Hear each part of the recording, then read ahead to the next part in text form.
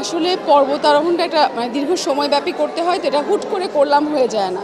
যেমন আমার কথা বলি, আজকে আমার প্রায় ২ দশকের আসলে পাহাড়ের সাথে অভিযাত্রা।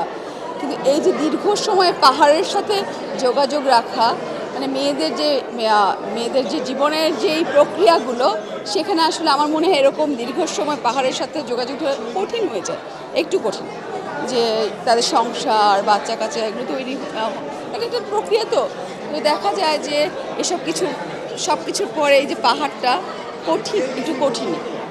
আবার এটা এমনিতেও এই যাত্রাটা আসলে সহজ না। পাহাড়ে যে যাত্রাটা এটা একটু কঠিনও। তো সব কিছু মিলিয়ে আসলে আমাদের মেয়েরা এই জায়গাটা মানে আমরা একটু পিছিয়ে পড়ছি। তো এই পিছিয়ে পড়াদের জন্য আমরা এবার নতুন করে একটা উদ্যোগ শুরু করেছি। ট্রেক উইথ নিশাত নামে একটা কার্যক্রম শুরু করেছি, যে মেয়েদেরকে পাহাড়ের জন্য তৈরি করা, বের করে নিয়ে আসা। আমরা একদম একদম বাংলাদেশে বিশেষ করে আমি চাই যে গ্রামের মেয়েরাও যেন আসুক। তারা তাদেরকে আমরা নিয়ে যাব, ওদেরকে তৈরি করব। তো সেজন্য আমরা কিছু কিছু এখন কার্যক্রম নিচ্ছি। আসলে এখানে আজকে যে 18 জন পর্বতারোহী আসছে, তারা কিন্তু বিভিন্ন ক্লাবের বিভিন্ন জায়গা থেকে আজকে একত্রিত হয়েছে। তো এটা আসলে মাত্র শুরু। আমরা প্রত্যাশা করব এই অভিযাত্রাটা আরও সামনে যাবে, কারণ মানে একতাই বল, তাই না? একসাথে আসলেই কিন্তু সেটা শক্তিতে পরিণত হয়।